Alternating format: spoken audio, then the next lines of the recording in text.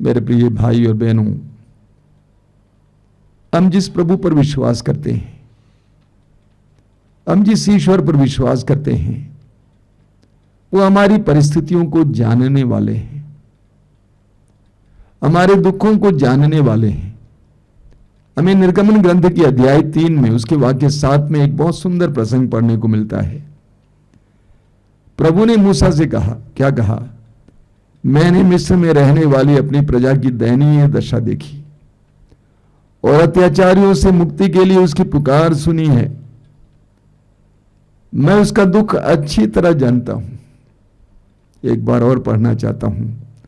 प्रभु ने कहा, मैंने मिस्र में रहने वाली अपनी प्रजा की दयनीय दशा देखी और अत्याचारियों से मुक्ति के लिए उसकी पुकार सुनी है। मैं उसका दुख अच्छी तरह जानता हूं। एक एक शब्द महत्वपूर्ण है। प्रभु कहते हैं कि मैंने मिस्र में रहने वाली अपनी प्रजा की दशा देख ली है, मैंने उनकी पुकार को सुन लिया है, मैं उसको अच्छी तरह जानता हूं, उनके दुख को अच्छी तरह जानता हूं। हमारा ईश्वर हमारे दुख पीड़ाओं को अच्छी तरह जानने वाला ईश्वर है। हम पढ़ेंगे स्तोत्र 56 उसके वाक्य 9 में लिखा हुआ है। स्तोत्र 56 उसके वाक्य 9 में क्या लिखा हुआ है? प्रभु मेरी विपत्तियों का विवरण, मेरी विपत्तियों का विवरण और मेरे आंसुओं का लेखा तेरे पास है। प्रभु मेरी विपत्तियों का विवरण और मेरे आंसुओं का लेखा तेरे पास है। एक सच्चाई है, आपके जीवन की विपत्तियों का विवरण प्रभु के पास है। आपके जीवन में क्या क्या घटित हुआ, आप कैसे कैसे परेशान हुए, उन सारी बातों का विवरण प्रभु के पास है और आपके आंसुओं का लेखा प्रभु के पास है। एक एक बूंद आंसू का लेखा। किसने आपको आंसू बहाने के लिए मजबूर किया, आपके आंसू का क्या कारण है, इसका लेखा प्रभु के पास है। कुछ दिन पहले हमारे आश्रम में एक युवती अपने परिवार को लेकर आई थी। बहुत ही दर्द में थी। कोरोना काल में उसका पिता मर गया, सरकारी नौकर था। पिता की मृत्यु के बाद भाई जो पढ़ा लिखा था वो डिप्रेशन में गया, मानसिक रोगी बन गया। ये जो युवती आई थी उसकी शादी भी टूट गई।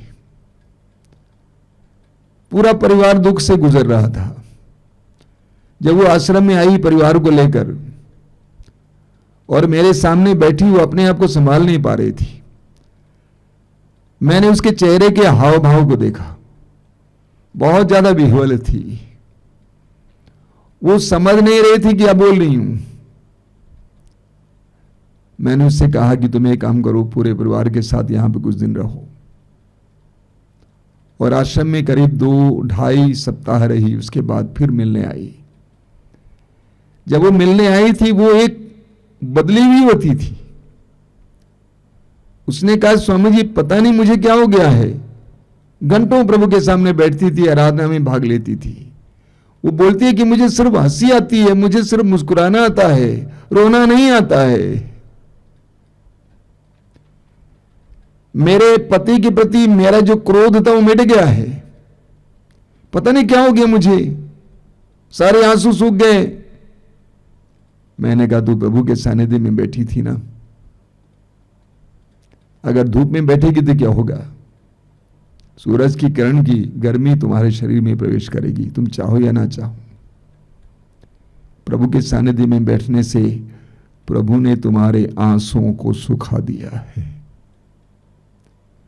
प्रभु ने तुम्हारे आंसुओं को पोंछ दिया है। स्तोत्र 34 वाक्य 19 में लिखा हुआ है, प्रभु दुखियों से दूर नहीं है। प्रभु दुखियों से दूर नहीं है, जिसका मन टूट गया है प्रभु उसे संभालता है। मैंने कहा, बेटा प्रभु तुमसे दूर नहीं थे, प्रभु ने तुम्हें संभाला है। इसके लिए प्रभु को धन्यवाद दो। मेरे प्रिय भाई और बहनों, अपने अतीत की ओर देखिए, बीते कल की ओर देखिए। कितने ऐसे क्षण थे जब आपको लगता था कि सब समाप्त हो गया, मैं टूट गया, मैं बर्बाद हो गया, विनाश हो जाएगा, मेरा कोई भविष्य नहीं होगा, घर का कुछ नहीं होगा। लेकिन प्रभु ने आपको संभाला है, क्योंकि दुख के उन क्षणों में प्रभु आपके साथ थे। हमें प्रकाशना ग्रंथ के अध्याय 21 में एक जबरदस्त वचन पढ़ने को मिलता है। प्रकाशना ग्रंथ अध्याय 21 उसके वाक्य 3 और 4 में वचन में लिखा हुआ है, यूहन्ना कहता है, तब मुझे सिंहासन से गंभीर वाणी यह कहते हुए सुनाई पड़ी, देखो यह है मनुष्यों के बीच ईश्वर का निवास। देखो यह है मनुष्यों के बीच ईश्वर का निवास। वह उनके बीच निवास करेगा, वे उसकी प्रजा होंगे और ईश्वर स्वयं उनके बीच रहकर उनका अपना ही ईश्वर होगा। वह उनकी आंखों से सब आंसू पोंछ डालेगा। वह उनकी आंखों से सब आंसू पोंछ डालेगा। इसके बाद न मृत्यु रहेगी, न शोक, न विलाप और न दुख, क्योंकि पुरानी बातें बीत चुकी हैं। यूहन्ना कहते हैं, यह है मनुष्यों के बीच ईश्वर का निवास। जब ईश्वर हमारे बीच निवास करता है, जब हम ईश्वर के पास जाते हैं, तो ईश्वर हमारे आंसुओं को पोंछ डालता है। ईश्वर हमारे आंसुओं को पोंछ डालता है। मैंने ऐसे दर्जनों दर्जनों लोगों को देखा है जो प्रभु के करीब जाने के बाद आनंदित हुए हैं, जिनके आंसू प्रभु ने पोंछ डाला है। क्योंकि हमारा ईश्वर एक ऐसा ईश्वर है जो सब कुछ नया बनाता है, जो सब कुछ नया बनाता है। इस्यास नबी के ग्रंथ के अध्याय 65, इस्यास नबी अध्याय 65 में प्रभु कहते हैं, उसके वाक्य 17 से 19 तक, मैं एक नए आकाश और एक नई पृथ्वी की सृष्टि करूंगा। मैं एक नए आकाश और एक नई पृथ्वी की सृष्टि करूंगा। पुरानी बातें भुला दी जाएंगी, उन्हें कोई याद नहीं करेगा। मेरी उस सृष्टि में सदा आनंद और उल्लास रहेगा। मैं यरूशलेम को आनंदित और उसकी प्रजा को उल्लसित करूंगा। तब यरूशलेम मुझे आनंद प्रदान करेगा और मेरी प्रजा मेरे उल्लास का कारण बनेगी। उसमें फिर ना तो रुदन सुनाई देगा और न विलाप। प्रभु कहते हैं कि मैं एक नए आकाश और एक नई पृथ्वी की सृष्टि करूंगा। ये प्रभु का स्वभाव है। प्रभु ये करते रहते हैं, नए आकाश और नई पृथ्वी की सृष्टि करते रहते हैं। हमारे जीवन के आकाश कितने टूटे फूटे हों, हमारे जीवन की पृथ्वी कितनी अलग थलग हों, प्रभु सब कुछ को नया बनाने वाला प्रभु है। 2 साल पहले एक युवती मेरे पास आई थी। वो पढ़ी लिखी थी, काम कर रही थी, देखने में बहुत सुंदर, बहुत अच्छा शरीर। वो बिल्कुल टूट गई थी। 2 साल पहले उसके पिता गुजर गए और वो अपने पापा से बहुत प्यार करती थी। अब पापा की वो दुलारी थी। पापा के मरने के बाद उसके दिल में इतने आंसू आए कि वो अपने आप को रोक नहीं पा रही थी। उसने ये भी सोचा कि मेरे जीवन का मकसद नहीं है, ये सब गलत बात है, लेकिन उसके दिमाग में ये बात आई। बहुत दुखी थी, मेरे सामने बैठकर इतना रोई। एक आध देश सप्ताह यहां पे रहने के बाद, प्रार्थना में रहने के बाद वो लड़की वापस गई। वो पूरी तरह से परिवर्तित थी। उसके आंसू सूख गए। वो प्रभु के सानिध्य में बैठकर प्रभु की स्तुति करते हुए, आराधना करते हुए पूरी तरह से आनंद से भर गई। उसका शोक मिट गया। एक नई सृष्टि बनकर घर वापस गई। प्रभु कहते हैं कि मैं एक नए आकाश और नई पृथ्वी की सृष्टि करूंगा। हमारा ईश्वर हमें सांत्वना देने वाले और हमारे हर प्रकार की आंसू पोंछ डालने वाला ईश्वर है। इस्यास नबी अध्याय 66 वाक्य 13 में प्रभु कहते हैं, इस्यास अध्याय 66 वाक्य 13 में प्रभु कहते हैं जिस तरह एक माँ अपने पुत्र को दिलासा देती है, उसी तरह मैं तुम्हें दिलासा दूंगा। जिस तरह एक माँ अपने पुत्र को दिलासा देती है, उसी तरह मैं तुम्हें दिलासा दूंगा। हमारा प्रभु हमें सांत्वना देने वाला प्रभु है, हमें दिलासा देने वाला प्रभु है।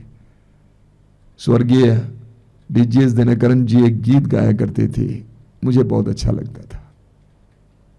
वो गीत कुछ इस प्रकार है, जैसे माता संभालती है यीशु संभालेगा।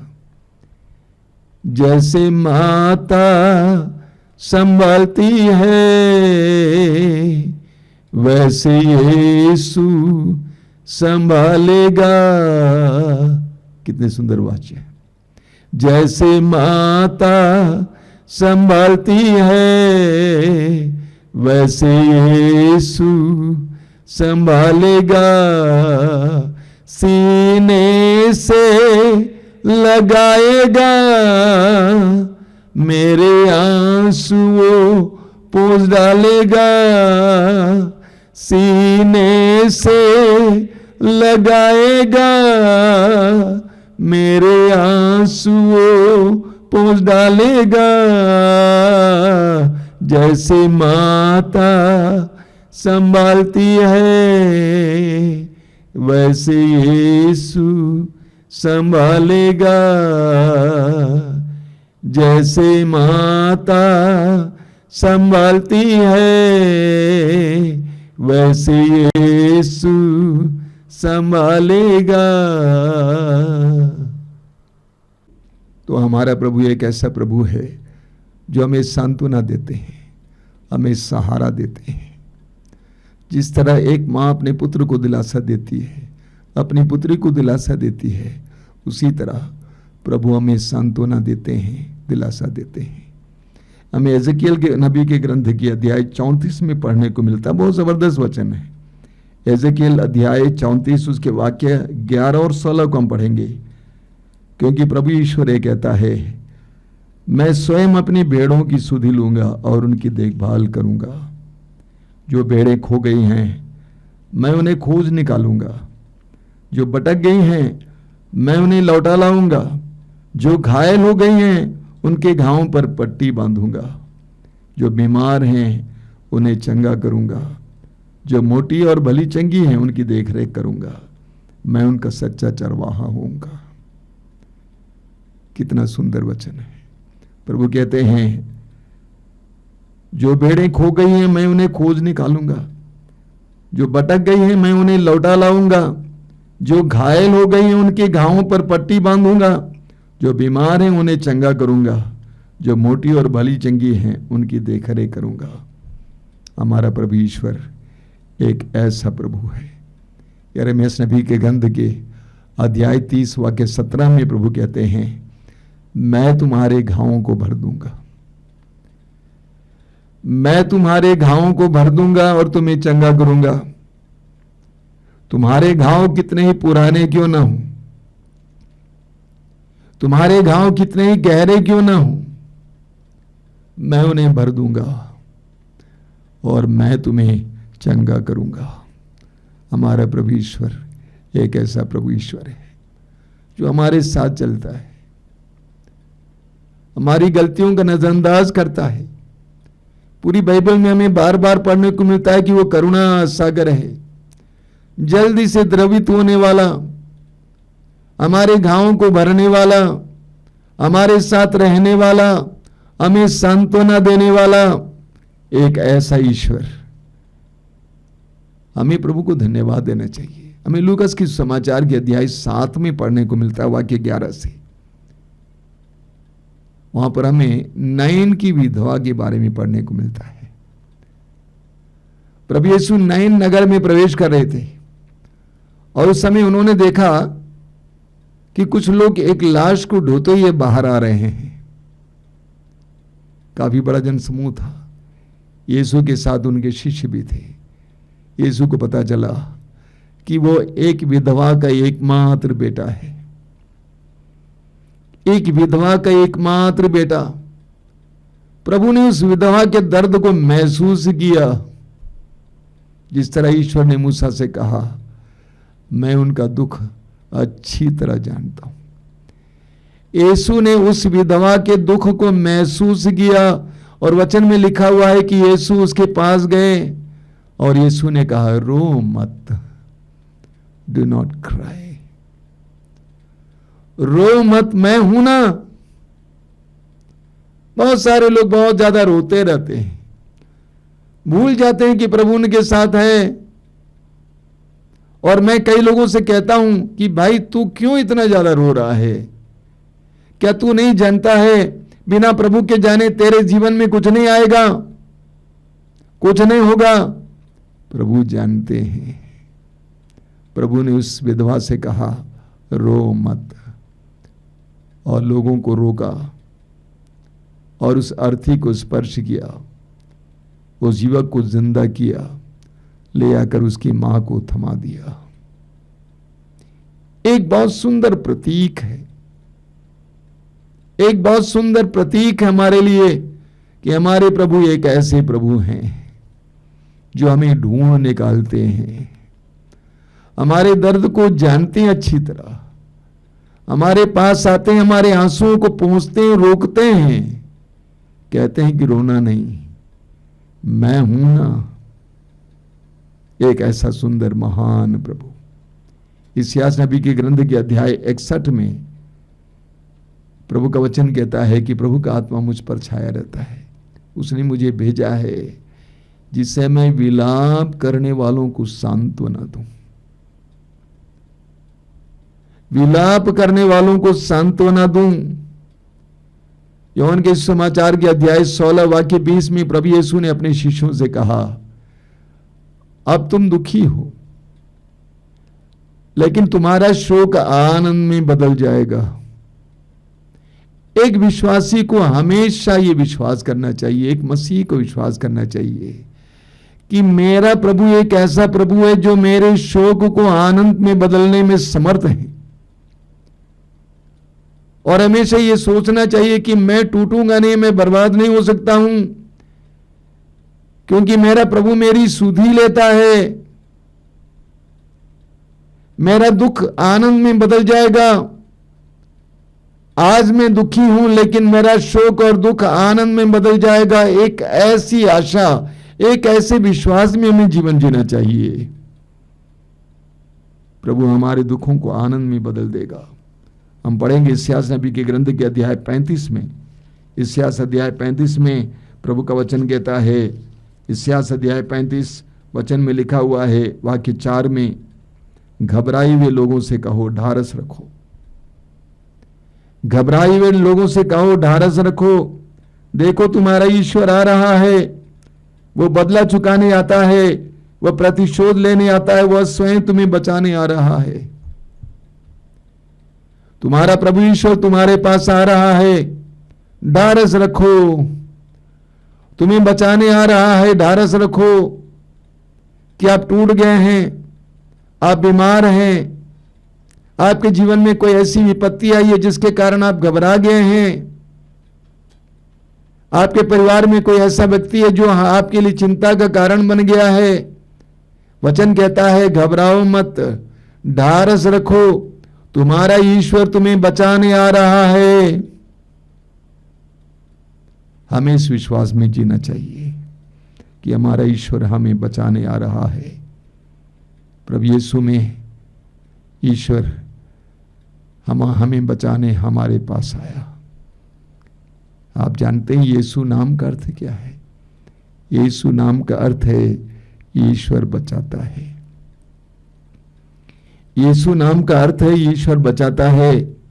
प्रभु यीशु ने स्वयं कहा लूकास के समाचार के अध्याय 4 वाक्य 18 और 19 में, इस्यास नबी के ग्रंथ से यह पाठ सुनाने के बाद कि ईश्वर का आत्मा मुझ पर छाया रहता है, उसने मेरा अभिषेक किया है, उसने मुझे भेजा है जिससे मैं दरिद्रों को सुसमाचार सुनाऊं, बंदियों को आजादी का और अंधों को दृष्टि दान का संदेश दूं, दलितों को स्वतंत्र करूं और अनुग्रह का वर्ष घोषित करूं। प्रभु यीशु हमारे लिए आनंद का संदेश लेकर आए हैं। प्रभु यीशु हमारे लिए अनुग्रह का संदेश लेकर आए हैं। यीशु के इस संसार में आने का एकमात्र मकसद था हमें आजाद करना, स्वतंत्र करना, हमें ईश्वर की ओर से ईश्वर के प्रेम का अवगत कराना, एहसास कराना। सुसमाचारों में हम पढ़ते हैं कि प्रभु यीशु ने चारों ओर घूम घूम कर रोगियों को चंगा किया, अबदूसग्रस्तों को छुटकारा दिलाया। प्रभु यीशु का एक एक चमत्कार ईश्वर की करुणा और ईश्वर की दया को प्रकट करता है। प्रभु यीशु के एक एक चमत्कार, एक एक चंगाई के द्वारा ईश्वर की करुणा और ईश्वर की दया प्रकट की जाती है। सुसमाचारों में हम पढ़ेंगे प्रभु यीशु को तरस आया, लोगों को देखकर तरस आया, उनका दिल रो रहा था, जनता के लिए रो रहा था। जब मैं इस्राएल गया, 2 बार गया हूं, इस्राएल गया, जब पहली बार गया वो पूरा इलाका देखने का मौका मिला जहां पर प्रभु यीशु मसीह ने कार्य किया था। मैं सोच रहा था उस जमाने में जहां कोई आवागमन का माध्यम नहीं था, गाड़ियां नहीं थी, कैसे प्रभु यीशु चारों ओर घूम घूम कर एक पागल इंसान की तरह लोगों के दर्द मिटाने के लिए चारों ओर घूमते फिरते थे, क्योंकि उनके हृदय से करुणा बह रही थी। प्रभु यीशु को हमारी स्थिति पर भी तरस आता है, उनके हृदय में हमारे लिए भी दया है। मेरे प्रिय भाई और बहनों, जिस तरह प्रकाशना ग्रंथ के अध्याय 21 से हमने सुना, यह है मनुष्यों के बीच ईश्वर का निवास। यह है मनुष्यों के बीच ईश्वर का निवास, जहां ईश्वर हमारे बीच में आ जाता है, हमारे आंसू सूख जाते हैं, हमें सांत्वना मिलती है। क्या आप दुखी हैं, आप पीड़ित हैं, आप चिंतित हैं, आप रोते रहते हैं, आपके दिल में बहुत ज्यादा शोक है, प्रभु के पास आइए, प्रभु के पास आइए। प्रभु आपके शोक को आनंद में बदल देंगे, आपको दिलासा देंगे, सांत्वना देंगे। जिस तरह एक मां अपने पुत्र को दिलासा देती है, उसी तरह आपको दिलासा देंगे। अपने आंसुओं को लेकर, अपने दर्द को लेकर, अपनी पीड़ाओं को लेकर यीशु के पास आइए। आइए हम प्रार्थना करें। धन्यवाद देते हैं प्रभु यीशु समय के लिए, धन्यवाद देते तेरे एक वचन के लिए। तो इस संसार में हमें सांत्वना देने आया, हमारे आंसुओं को पोंछने के लिए आया, हमारे दुखों को, हमारे शोक को आनंद में बदलने के लिए आया। और तू अपने कार्यों के द्वारा ये करके दिखाया। रोगियों को चंगा किया तूने, बंदियों को आजाद किया, दलितों को स्वतंत्र किया, पाप के दलदल में जीने वाले लोगों को आजाद किया, शुद्ध किया, पवित्र किया। प्रभु यीशु धन्यवाद देते हैं। मेरे जीवन में आइए, मेरे शोक को आनंद में बदलने के लिए, मुझे स्वतंत्र करने के लिए, आजाद करने के लिए, मेरी हर प्रकार की पीड़ा को मिटाने के लिए आइए प्रभु यीशु, आइए मेरे जीवन में आइए। भाई और बहनों, इस समय प्रभु यीशु को आपके जीवन में आने दीजिए, यीशु की सांत्वना से भरने दीजिए, यीशु के आनंद से भरने दीजिए। आइए यीशु, आइए, आइए यीशु, आइए, आइए यीशु, आइए।